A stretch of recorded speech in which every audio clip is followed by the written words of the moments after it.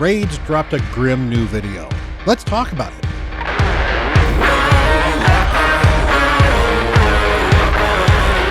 Hello, everyone. Bront, CatHerder here. We're having some fun talking Raid Shadow Legends. We're going to be talking about a video. We're going to be doing a reaction to the new preview video Raid has just dropped. I have actually managed to stay entirely out of the loop for this. I managed to not take a peek of it while I was at work or after work when I got home. So we are going to watch the video. We are going to talk about what's going on in the video. If I think I need to, I will certainly cover some of the other things that are going on with the Grim Forest. I'm certainly excited from some of the stuff I have seen so far. I've got some ideas on things I would love to see in this mode. And honestly, a lot of the official CTCs have been doing a great job of putting a lot of stuff together. I will probably do a breakdown analysis of it once it actually drops, or at least once we get something more than just this official video. But let's go take a look at what the Raid official video is saying, and let's see some of my reactions for it as well. So without much further ado, let's get into the video. Hello, everyone. The holiday season is upon us, and we want to give you a glimpse at one massive present we've got prepared for you. So in this update preview, let's take a sneak peek at one of the most ambitious features Raid has ever seen. Welcome to the Grim Forest. Consider this a whistle-stop tour to whet your appetite.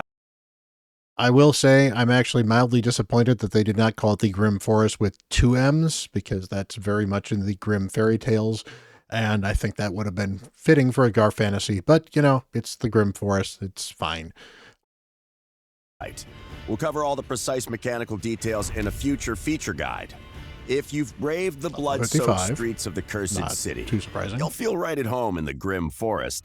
It's a huge new map filled with dangers and treasure alike. But this is more than just Cursed City 2.0. We've really raised the bar with the Grim Forest. It is a haunted place blanketed in an eerie, unnatural fog.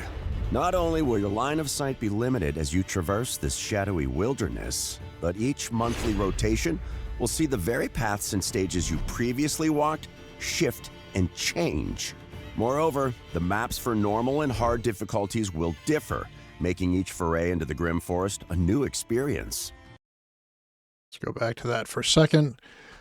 So, yeah, just looking here, I mean, it's not as big difference as I was thinking they were going to be. They say the maps are going to differ, but for example, if we look here on normal, you've got a boss fight here instead of a treasure chest for Bruise, and then up here you've got a boss on both of them, and then down here there's a chest on hard and there is not here, but the paths are the same so far, which is something they actually said was not going to be the case, unless I'm missing something here. But these paths look identical, just some of the stages look like they are slightly different with how you progress there. And of course the contents of these stages could be very different as well, and I guess that makes some sense, because I know that for Cursed City the stages were 100% the same, other than the level was more advanced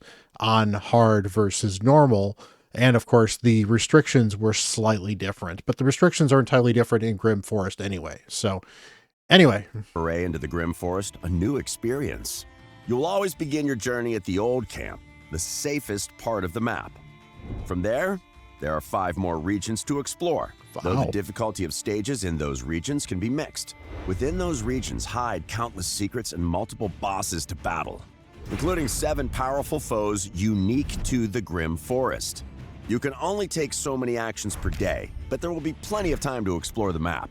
Not only do you need to be selective about the path you take, but also the champions you choose to accompany you on this journey. When you first enter the Grim Forest for a particular rotation, you'll need to pick your squad of champions. Your squad is comprised of 2 team decks, with normal mode seeing you pick 10 champions per deck, and hard mode requiring 20 per deck. Whenever you enter a stage, the game will randomly select champions from both your decks, and you must pick which ones you bring into battle. You can redraw this champion. That's kind of weird that it picks randomly from each deck, and that's odd. That's just, I would have thought it might have been random as to which deck you got to pick from. That would have been interesting. Or some other thing. But because it's now just random from among either of the decks, it almost doesn't make much sense for the decks, really, other than that's kind of interesting. And of course, it's going to depend there. I could actually see that being the case of where that means that you stick damage dealers on one side and supports on the other side to always make sure that you have damage dealers and supports. Because otherwise, if you've got, a mix of damage dealers and supports, you could randomly end up with only supports or only damage dealers. And, well, I guess you do have the redraw tokens there. So I do see the redraw tokens. So there are places to redraw some of these things. It's interesting. I don't hate this mechanic of picking your team before you know what you're going to be getting into. Although at some level, that's always very frustrating because it means that if there are certain counters to certain content, you can't necessarily pick them. And even if you do pick them, you're never guaranteed to be able to use them, which could be frustrating. But this is part of why having a wide roster of champions with a variety of different champions available to you is important in Raid, which is part of where Faction Wars comes in as well, and part of how you get past Curse City. So I guess that makes some sense. Selection up to 4 times a day, and you'll gain some abilities as you explore that give you more precise. 4 redraws a day. Okay, that's not too bad, especially I don't know how the energy is going to work. But 4 redraws a day also means that in theory, if you don't get 4 good draws in one day for a particular piece of content and you go a different direction, you can still try to redraw that one again later on. So it's really hard for you to be stuck indefinitely at a particular stage with the redraws. Is control over your team composition, but at some point, you'll need to play the champions you're dealt. As you explore the Grim Forest, you'll discover chests that contain all manner of rewards. But in the gloom, not all is as it seems. Some of these chests would prefer to dine out on you. If you fall foul on one of these mimics, hit it with everything you've got. Who knows what treasures it will cough up? It's not just mimics. I like the mimic, by the way. I think that's kind of I think that's a fun idea of having traps in here where some of these chests could be great and could be a mimic fight in disguise. I think that's kind of cool. There's a particularly slippery customer that you'll encounter as you explore the Grim Forest, named Phrygius the Trove Master. This greedy thief delights in ambushing adventures and robbing them blind. So why not give him a taste of his own medicine? If you encounter Phrygius on your travels, you'll have a limited number of turns to pile on the pain before he runs away like the coward he is. The more damage you deal, the more Grim coins and Grim gold he'll drop. You can use these ill-gotten gains to buy curios, Grim Forest-specific gear from the vendor, alongside chests containing the shiny new Mercurial gear set, as well as other special items. Along with mimics and Phrygius, you can encounter 4 other roaming bosses along. Hold on, it flashed something interesting here. Curios can be found on the map or purchased with Grim coins. Okay, so you might be able to get the curios in other ways. I don't know how permanent they are, which is kind of interesting as well, because if they're permanent, it would make sense to unlock all the curios first and then go for the additional gear, because it's going to make it easier for you to clear the first time around. Whereas if you don't get to keep them, the curios are going to be kind of a, do I need the power up or can I just get the cool stuff that's going to help my main account? Phrygius, you can encounter 4 other roaming bosses along the Grim Forest winding. Okay, cool looking bosses here as well. Again, Raid does the art really, really well, so I can't complain too much. I think these are all really cool looking roads, but these are small fry compared to the menace that lurks at this land's heart. Meet Leshen, the Entangled One. This terrifying creature is the embodiment of the Gloomland's malice and acts as its wandering warden. Cutting this lumbering tree down to size is the ultimate goal of the Grim Forest game mode. To face it in battle, you'll need to have collected 3 Grim Crowns from specific battles against powered-up mythical champions hidden around the map. However, Leshen won't come to this battle without backup. Remember those 4 roaming bosses I briefly mentioned? When your champions come knocking, Leshen will summon these 4 to fight alongside him in the final battle. They are Maximos, the Weeping Blade, Ishith, the Crimson Siren, Torres, the Bestial Flame, and Drognell, the Eternal Gatherer. If you want to fight 5 bosses at once, I certainly won't stop you. But it's generally a good idea to take out Leshen's posse of minions before going after the big bad tree. That's kind of cool. So you can just speed run to the big boss and fight everybody if you really want to, or you can pick off the bosses one by one, which makes it interesting for exploration purposes, but also means you don't have to, especially if you have a powerful account where you can kind of just take them all at once. Although that's going to be probably pretty tough. Again, that's actually a nice touch. I like that. As you continue your fight through the Grim Forest, you'll level up your squad progress. Each level will unlock a new trait card, a passive stat boost that will empower your entire squad in this boost. That will empower a passive stat. There we go. Okay, so granted to all champions in the Grim Forest. Okay, that's kind of cool. So this is other ways you can get extra stuff. So 15% HP, not bad. 40% extra resist, or 40%, that'd be nice. 40 points of extra resistance, plus 3 speed. You know, interesting new cards. And I like the fact you get to choose one of these things. This is kind of cool. One of the things I'd been thinking about when going into this is there's a game I used to play called Honkai Star Rail, and they had, I believe it was the Imaginary World. And one of the things that it had, and it's not unique to that game, it's just one of the games I can think of where they had it, is they had basically a place where you would wander and you would do different things. And as you did different things, you would get cards like these that would give you power-ups that would affect everybody on your team, but only in that particular realm. And that's kind of what we're getting with this, which I think is kind of cool. And the fact that you can pick which one you want is great.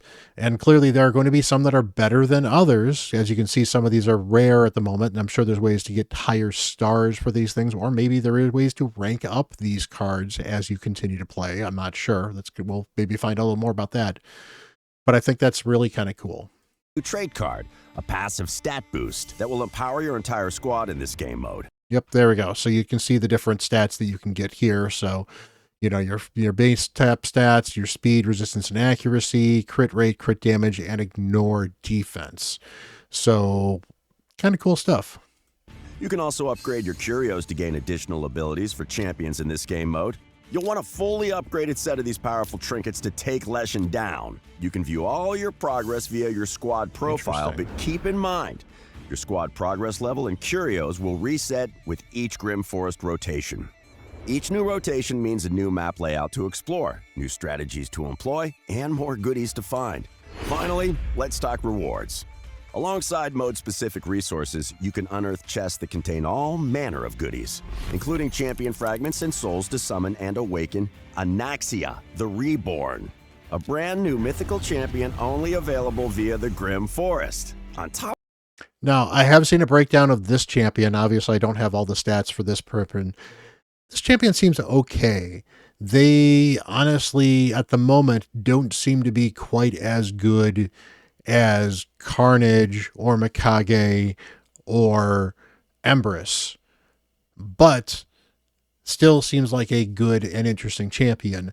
That said, I don't know how good they're going to be in the Grim Forest. They may be well suited for the Grim Forest, as it looks to be generally a fairly solid healer with some additional nuking capabilities and a few other bonuses as well. So it wasn't a horrible kit, but it wasn't like Mikage, Carnage, and Empress are meta PvP champions. Or, I mean, Mikage's fallen out of the meta a little bit, but she's still a very usable and very good PvP champion, which is honestly where a lot of the end game does lie, like it or not. And this guy really kind of looked like he struggled to really have a great place in the game, other than he brought a couple of things that might be good for Chimera. And he might be an okay damage dealer, but it was not this didn't look like a meta nuker or a meta arena champion just with the way the skills worked. Other than he did have an ignore stone skin, which is not too bad. But again, I also don't know the multipliers. I don't know how he's going to be able to be built.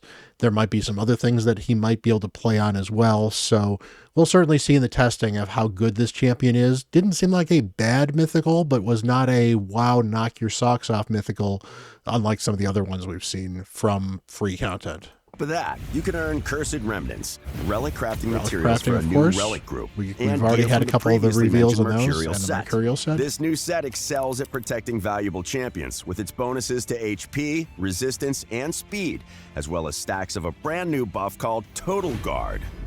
Each Total Guard And just, I want to say something on this too. I haven't had a chance to weigh in on this yet. I know that there's been a lot of swing as to whether or not this is super meta or not super meta.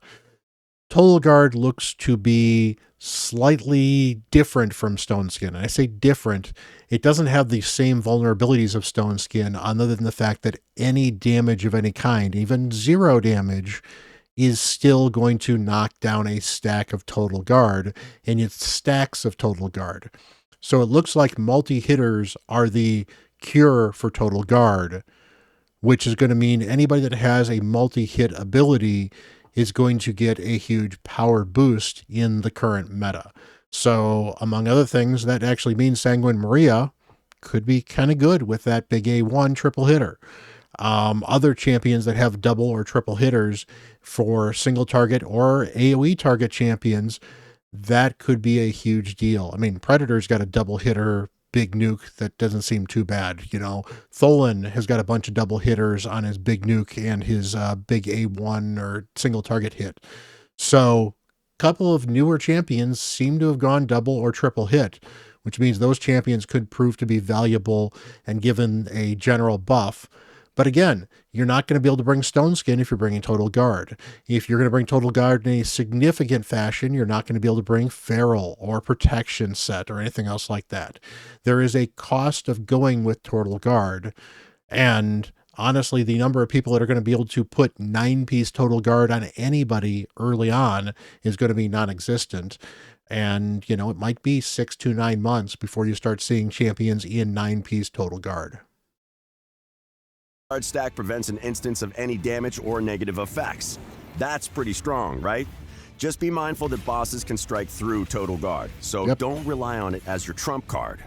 Like with Doom Tower and Cursed City, you can also secure bragging rights by scoring high on the Grim Forest rankings. If decking your account out with a sweet new look is more your thing, you can earn yourself a shiny new avatar frame as well. Nice. So that's your whistle-stop tour through the Grim Forest and the numerous perils that lie within. Keep your eyes peeled for a more comprehensive feature guide coming soon, along with videos from our expert content creators, who will dive deep on every aspect of this new game mode. Don't forget to hit that thumbs up and subscribe to our channel for all the latest and greatest. Yeah, so not a ton of information here, but some interesting good stuff here. Now, it's kind of curious to see if the map is going to actually change, or it's simply going to have different stops along the way where the various different nodes have changed. The fact that it might simply be the same overall path, but different nodes might be activated differently on different maps, either with entirely different people in the 2 different maps between the normal and the hard, or even in hard rotation 1 and hard rotation 2, or if it's going to be there are 4 open spots, but spot 3 is not open on one and spot 4 is not open on another. Who knows? We'll certainly find out a little more as we go through these rotations. I'm also kind of interested to see what happens once we get to the last rotation, whether or not they're going to rotate again or they're going to randomize it as well. If it can be truly randomized, that will be certainly kind of interesting. So that might be kind of exciting, actually, to sort of see what ends up being randomized for this. There's even been hints that it might not be the same for absolutely everybody. To be fair, there is going to be a very limited amount of bring champions in, and the way that you have to pick champions at the beginning of this means that you literally are not going to be able to build champions to add to your roster for the Grim Forest for a month. So that's going to be an interesting handicap, actually, and I think that's something that I don't think Raid has thought about very well. Raid is going to struggle to sell, you need to get this champion for Grim Forest, when you can't use them for Grim Forest for a full rotation. So you won't be able to use them to utilize their skills in a particular rotation. On top of that, it's going to be very interesting because you're never guaranteed to ever have that champion available, even if you have them on one of the two rosters.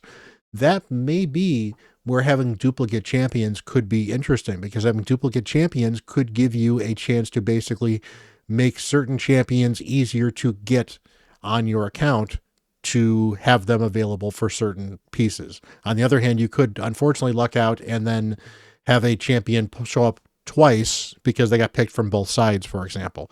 I don't know how they're going to manage duplicates. I don't know how they're going to manage some of that stuff. It's an interesting limitation to have to pick your team ahead of time. And I'm actually a little curious if there's not ways to tweak that as you go, because as I've talked about with, like, for example, the one I talked about with Honkai, Honkai actually allowed you to slowly, as you walked through the particular worlds, to add additional champions to your roster that you were able to use. And I think being able to slowly but surely expand that in certain areas might be an interesting reward, particularly because you may find that you needed something that you didn't think you needed ahead of time. But at the same time, it's, I know on my free to play, yes, I've got 40 champions built. I've got more than 40 champions built. I don't know if I have 46 starred, but I've got close to 46 starred. I have a decent variety in that 40. But on my main, I've got so many champions and so many good champions that I'm going to have to leave out champions that I like to use in, like, my Curse City stuff, because there's simply not going to be enough room to fit everybody I want in the Grim Forest. That said, the Grim Forest doesn't also prevent you from taking only legendaries, because it doesn't look like it's limiting you in any way other than what your deck selection is. So if you've got a ton of mythicals and a ton of meta legendaries, you can take those meta legendaries and those mythicals and not even touch the epics. And that's fine. So definitely will be interesting. Let me know your thoughts down below in this video. Are you excited for this content? I know I am certainly excited for it. Hit that like button and hit that subscribe button. I really do appreciate you guys. You are absolutely amazing. And thank you again for Raid for sponsoring this video. Until the next video, I am Bront, CatHerder.